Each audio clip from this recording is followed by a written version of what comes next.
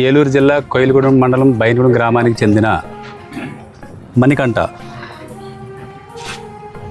ఈ సింగశెట్టి మణికంఠ.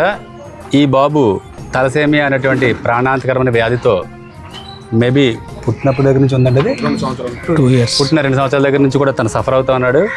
ఈ నెలలో తనకు సర్జరీ చేయకపోతే ప్రాణానికి ప్రమాదం అని చెప్పి వైద్యులు చెప్పారు. దాని నిమిత్తం మా ఊరు యువత, పెద్దలు, యువత నాయకులు అందరూ కలిసి దాన్ని ఒక మహాయజ్ఞంలా తీసుకుని సుమారు ఎంతండి 17 లక్షలు డొనేట్ చేశారండి. 17 లక్షల వరకు కూడా కలెక్ట్ చేశారు.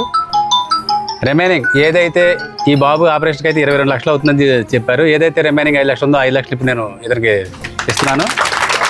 ముఖ్యంగా నేను చెప్పేది ఏంటంటే,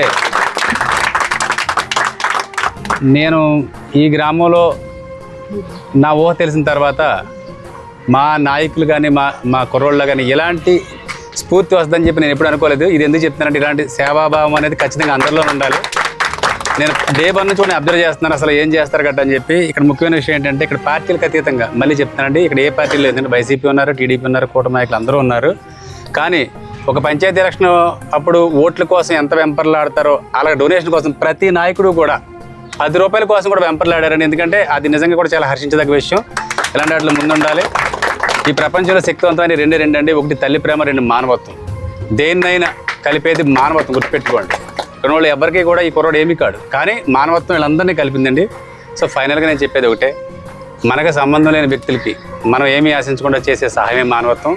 అది నాతో పాటు మా అందరికీ వచ్చింది, మా ఊళ్ళో అందరికీ వచ్చినందుకు చాలా సంతోషిస్తున్నాను. Thank you one and all.